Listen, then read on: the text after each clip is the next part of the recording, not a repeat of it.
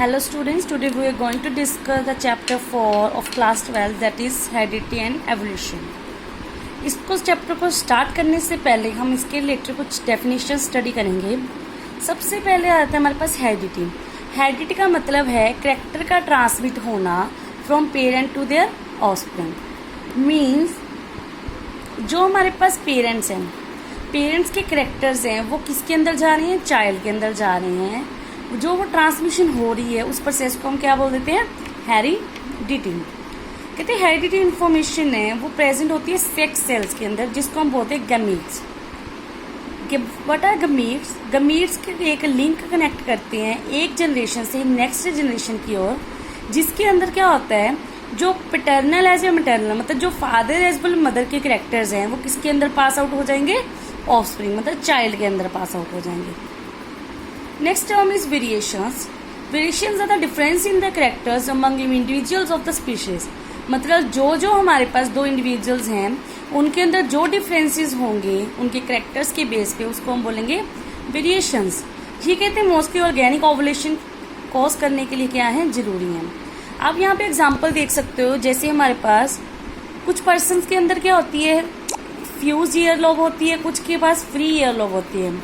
मतलब on the basis of their earlobe we can differentiate the variations that occur in the human being। मतलब कौन कौन सी variations occur हो रही हैं ह्यूमन बींग्स के अंदर, हम ईयरलॉब के बेस पे बता सकते हैं। और एग्जांपल है हमारे पास हाइट के बेस पे बता सकते हैं। कुछ पर्सन क्या होते हैं, टॉल होते हैं, कुछ पर्सन डिवॉर्फ होते हैं। These are also variations. इसके हमारे पास कुछ एडवांटेज हैं। ये क्या करती है हमारे पास, जो हमारे पास ऑर्गेनिज्म है उसका सर्वाइवल रेट क्या कर देती है, बढ़ा देती है। जिस अगर कोई इन्वायरमेंट क्या हो रहा होगा, चेंज हो रहा होगा। जैसे हमारे पास कुछ एग्जांपल्स आ जाती हैं। Accumulation of heat resistance variation in some bacteria. मतलब जैसे हमने क्या किया, एक बैक्टीरिया लिया, उसके हमारे पास दो स्ट्रेन थे। जब हमने उसको एक जनरेशन दूसरी जनरेशन में पास किया, एक जनरेशन में जब पास किया तो उसके पास उसके अंदर आ गई हमारे पास वेरिएशन आ गई, जो क्या कर रही थी हमारे पास जो टेम्परेचर था उसको टॉलरेट इजिली कर पा रही थी।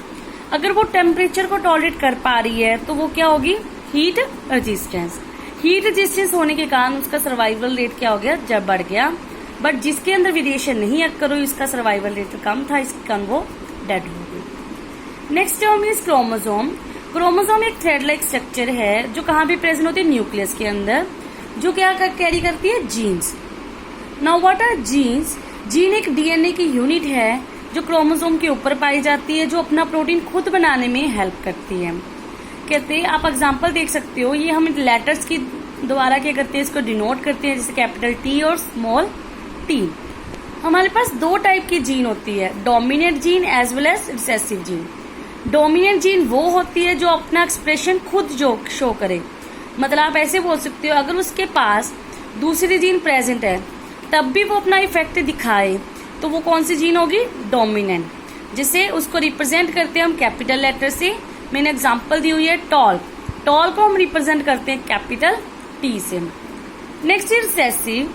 रिसेसिव जो अपना एक्सप्रेशन शो ना कर सके, जैसे आप इसको आप डिनोट करते हो स्मॉल लेटर से।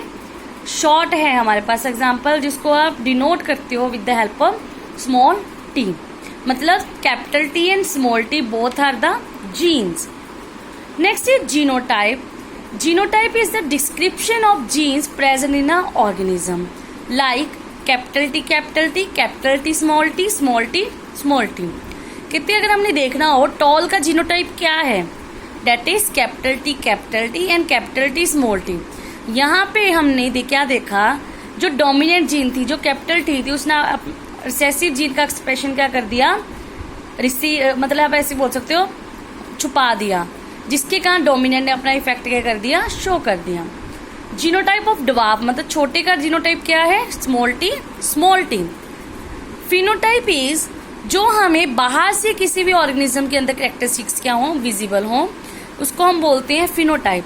जैसे टॉल और dwarf, these are the phenotype of plant. Next is F1 generation.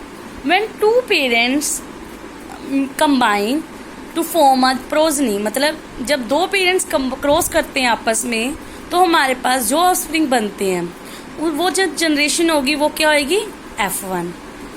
F2 क्या होगी, जो हमारे पास F1 जनरेशन आई, अगर हम उनको क्रॉस करेंगे तो हमारे पास एक नई जनरेशन बनेगी जिसको हम बोलेंगे सेकेंड जनरेशन।